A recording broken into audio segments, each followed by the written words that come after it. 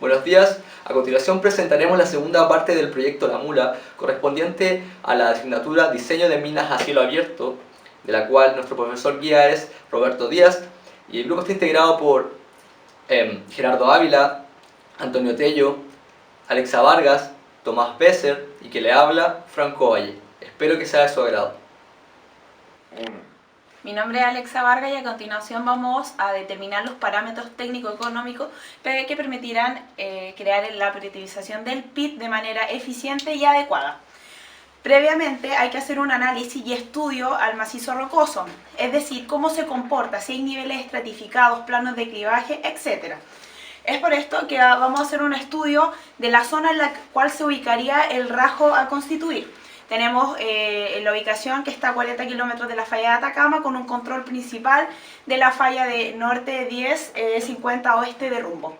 También tenemos un control de estructuras secundarias con rumbo de oeste-noreste, rumbo norte-sur y rumbo noreste. Aquí se puede identificar claramente un control estructural en la zona subhorizontal, anticlinal, en la cresta, con un control andesítico, porfídico, lo que pudo haber aumentado en cierta medida las leyes del depósito. También se puede identificar N-set estructurales que pueden favorecer o perjudicar lo que sería más adelante la ley del depósito. A continuación, para determinar el verdadero impacto que generaría constituir un rajo en este tipo de macizo rocoso y a su vez determinar un posible fallamiento de cualquier tipo, puede ser volcamiento, planar, etc., es que se ha incurrido en el programa DIPS. Para poder representar los datos se ha recurrido a información acerca de la dirección y manteo de cada una de las estructuras primarias, secundarias y diaclasas presentes en la zona. Se puede percibir mediante la roseta y los polos que se están representados en el programa DIP la concentración de esto y cómo aumenta la probabilidad de falla en estos puntos. Es por esto que se puede visualizar que la zona del sureste es donde hay más probabilidad de falla de tipo planar. A continuación se han determinado los sets estructurales que a simple vista no se ven, por lo tanto se determinará como N set estructurales y a su vez se ha hecho el análisis cinemático en donde se determina con un ángulo de fricción de 30 grados un posible fallamiento planar entre la zona noreste y noroeste. Con los conocimientos ya obtenidos acerca de la constitución plena del macizo rocoso y de las estructuras que están controlando dentro o las áreas cercanas al rajo, es que se ha determinado un factor aceptable que impida una inestabilidad producto del movimiento de material. A continuación, mediante el abaco de Hook-and-Brown se ha determinado para el ángulo de talud global un factor aceptable de 1.3 en el cual, gracias al gráfico de Willis, se obtiene un ángulo global de 48 grados. A su vez se ha recurrido a parámetros de la industria minera chilena, en donde se utiliza un ángulo de banco de 87 grados en conjunto con el factor de 1.2 y 1.3. Estos factores permiten que a lo largo de la constitución del rajo no hay inestabilidades o fallas de tipo planar como ya la habíamos predecido anteriormente o de volcamiento solamente por la extracción de material. Ya determinado lo que sería el ángulo de cara global y el ángulo de banco, es necesario determinar la altura del banco que va a permitir maximizar la eficiencia en la operativización del rajo. Es por esto que se ha decidido una altura de banco de 10 metros, lo que permite una mayor rapidez en la ejecución de rampas entre bancos, menores niveles de vibraciones que tienen relación estricta con la tronadura que se va a ejecutar y mejores condiciones para restauración y tratamiento de taludes finales ya cuando ya no haya más movimiento de material. Asimismo, permite mantener condiciones de seguridad aceptables que tienen estricta relación con lo que sería el factor de seguridad. Como ya habíamos mencionado, necesitamos un factor de seguridad del tipo aceptable y que no incurriéramos en inestabilidades a medida que se dé el movimiento de material. Hola, mi nombre es Franco Valle y yo voy a hablar sobre la proyección del precio del cobre que utilizamos en nuestro proyecto. Bueno, antes de la selección del precio definitivo para la rentabilidad de nuestro PIT, es necesario realizar un análisis minucioso del precio de este metal en ciertos rangos de tiempo. Es por eso que hemos determinado que hay que analizar distintos factores que afectan, valga la redundancia, nuestro proyecto, como lo son la guerra comercial entre China y Estados Unidos, la desaceleración de China, la apreciación del dólar estadounidense frente a otras divisas y además otros conflictos que existen como en Arabia Saudita o en Irán. Además, se debe considerar en 2019 el aumento de la demanda mundial de cobre, que aumentó hasta un 1.9%, pero frente a una oferta que alcanzó solamente un crecimiento de un 1.6%, que existiendo un déficit de oferta en ese sentido. Además, China registraría un aumento de demanda de un 2.5% anual de cobre, lo que se sumaría a la demanda actual de 2018, lo que se traduce en 312.000 toneladas de cobre de demanda más, un plus. Por otro lado, India ha experimentado un crecimiento muy grande en su economía, saltando de aproximadamente de un 5.3% en 2018 hasta un 10% en su economía. Hay que considerar que entonces actualmente el mercado se encuentra relativamente equilibrado, pero con una levemente superior oferta frente a una demanda, lo que se traduce en aproximadamente 208.000 toneladas de cobre en 2019. El precio informado por la Bolsa de Metales de Londres en los últimos 6 meses es de aproximadamente en promedio de 281 centavos la libra. Y hay que considerar también que históricamente el precio del cobre ha tenido varias fluctuaciones. En el último siglo, a comienzo hubo una reducción del precio en base a la generación de nuevas tecnologías, pero ya a finales y comienzos del nuevo milenio, la falta de reservas de este preciado metal ha provocado un aumento en su precio, en su valor. Así, hay que considerar que en los últimos 20 años el precio del cobre ha oscilado entre los 234 centavos la libra, pero esto considerando que entre 2004 y 2014 existió un superciclo del cobre que, sin considerarlo, provocaría que el precio del cobre aproximadamente bordearía los 180 centavos la libra. Entre 2011 y 2012 el precio del cobre bordeó los $4 la libra, pero luego de esto, en los últimos 5 años existió un fuerte descenso hasta llegar hasta los $2 la libra. Así se abren muchas interrogantes a qué va a pasar en el futuro. Y es así que Cochilco ha estimado que el valor futuro, digamos para 2019 y 2020, es de $305 la libra, en base a que los riesgos comerciales se mantienen, no logran disiparse en el corto plazo.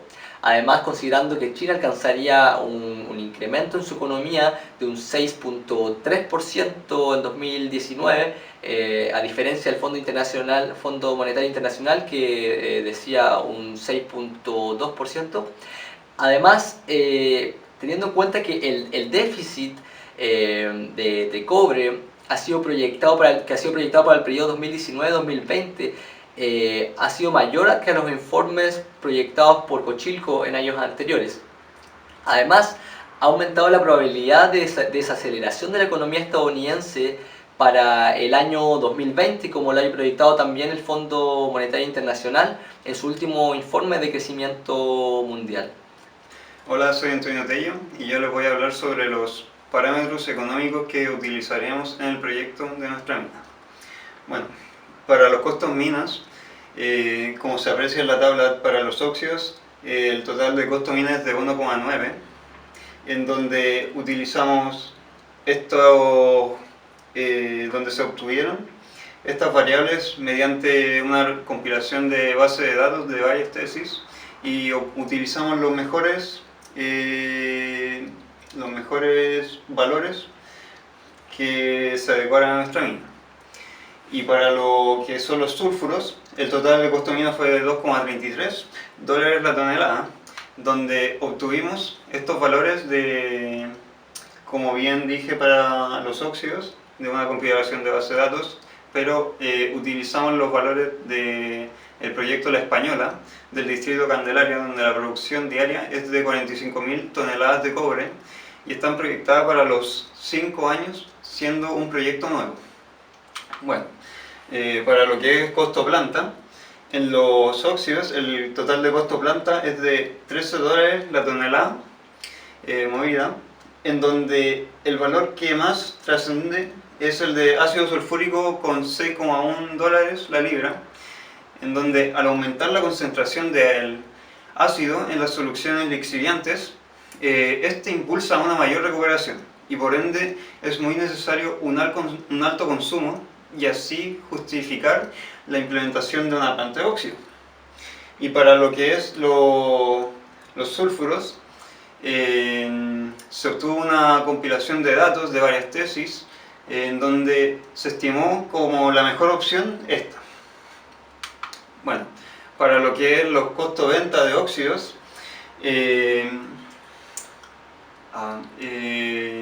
fue obtenido a partir de una compilación de base de datos, pero basándonos principalmente en el reporte técnico del 2015 del proyecto de Cerro Casales. Para lo que son los sulfuros, el total de costo de venta es de $0,321 la libra, al igual que lo que es en el caso del costo mina. Para sulfuros nos basamos en el proyecto de La Española. Y bueno, para lo que es la recuperación del cobre, se obtuvo una ley una recuperación en base a la gráfica del 79%, pero en donde para óxidos se utiliza soluciones lixiviantes y para el caso de los sulfuros se ocupan reactivos, colectores, espumantes, depresores, entre otros, para aumentar la recuperación a un 85% que fue utilizado en nuestro proyecto. Y finalmente, para la ley de corte marginal, en la cual se obtuvo del libro guía para el curso la siguiente fórmula, que se presenta en la diapositiva. Y obtuvimos que para la ley de corte marginal para el óxido es de 0,3% y para el sulfuro es de 0,18%. Soy Tomás Besser y para el diseño del PIT procederemos a seleccionar el PIT obtenido del PIT Optimizer con los parámetros económicos y geomecánicos determinados. Para la selección del PIT final de óxido, elegiremos el PIT 6 ya que tiene el máximo bando. Una vez modificada la topografía con el PIT obtenido, procederemos a hacer la selección del PIT de sulfuro. En este caso elegiremos el PIT 4, ya que tiene un bando casi igual al máximo obtenido, con una menor vida útil porque tiene un menor movimiento de mineral total, por lo que daría un menor riesgo económico.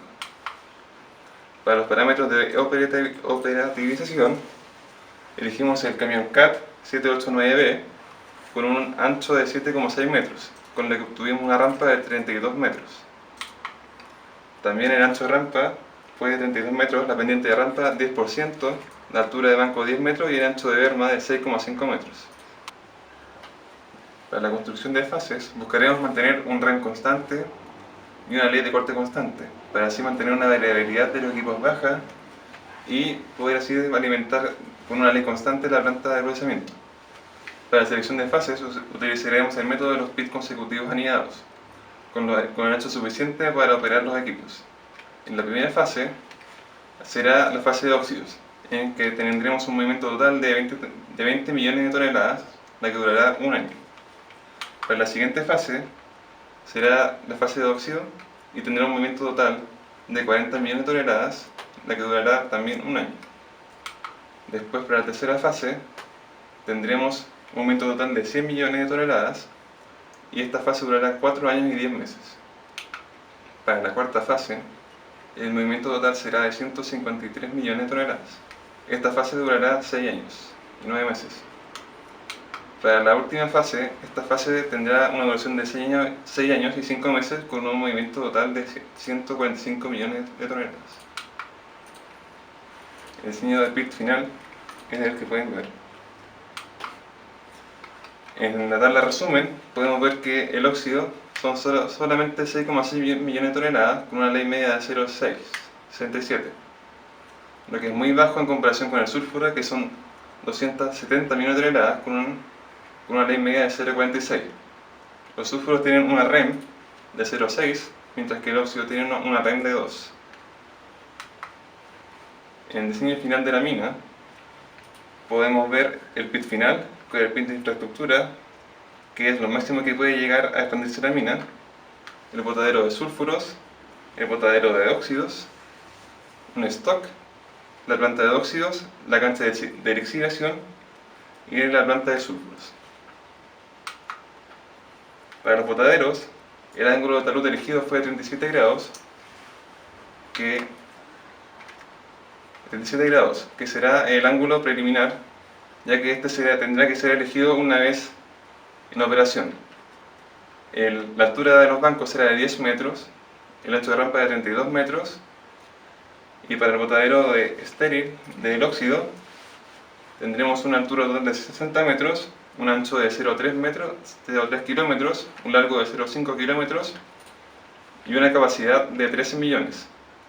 Para el botadero de estéril, la capacidad será de 170 millones, con un largo de botadero de 0,8 kilómetros con 1,2 kilómetros de ancho y una altura de 80 metros. Hola, soy Gerardo Ávila y ahora vamos a hablar sobre el plan de producción. Una vez que ya obtuvimos los parámetros y las fases ya definidas, nos arrojó los siguientes valores. Bueno, acá se puede observar la tabla donde tenemos tanto el tonelaje de mineral, el tonelaje de estéril y el tonelaje total. Y también definimos la REM en cada una de las fases y también la ley media en cada una de estas. Una vez ya definidos todos estos parámetros, procedimos a hacer nuestro plan de producción, donde nos arrojó una vida útil de la mina de 20 años. Dentro de esos 20 años tenemos un año que va a ser netamente de óxido y los 19 restantes van a ser de sulfuro. ¿Cómo definimos este plan de producción? Lo definimos con un tonelaje de 36.000 toneladas de óxido y de 40.000 toneladas día de producir de sulfuro.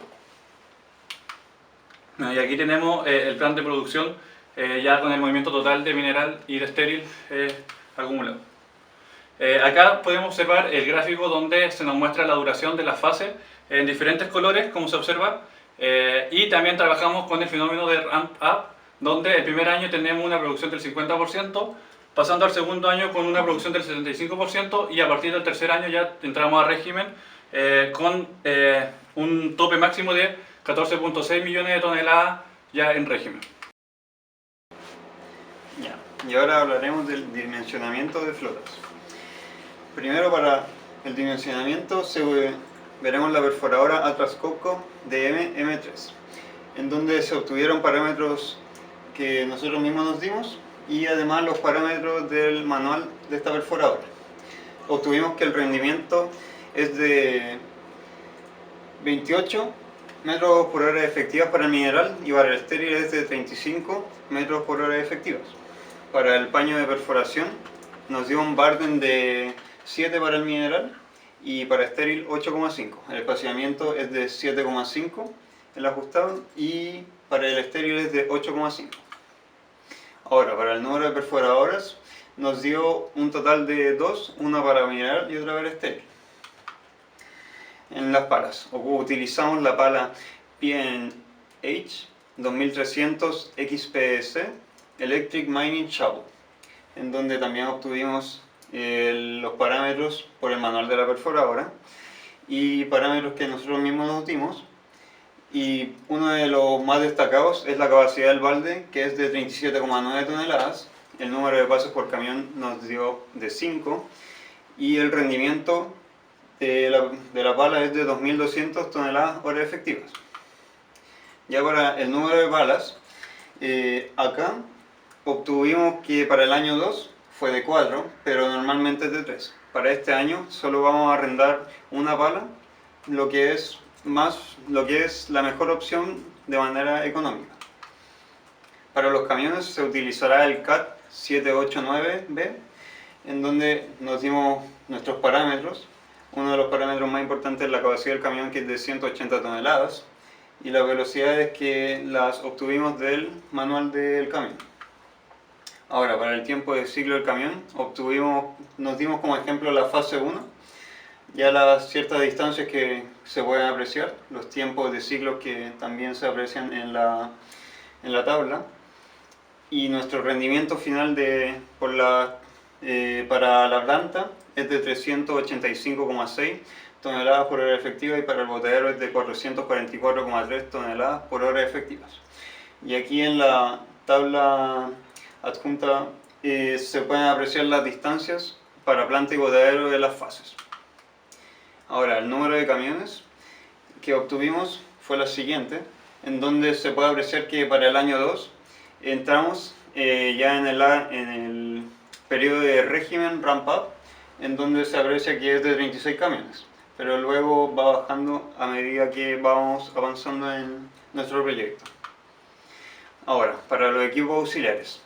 Se obtuvieron los equipos auxiliares y gracias al manual guía del curso, en donde los bulldozer CAT de 10T fueron calculados por cada dos por cada pala. Los bulldozer CAT 834H, que son 5, fue una pala más, una por cada botadero.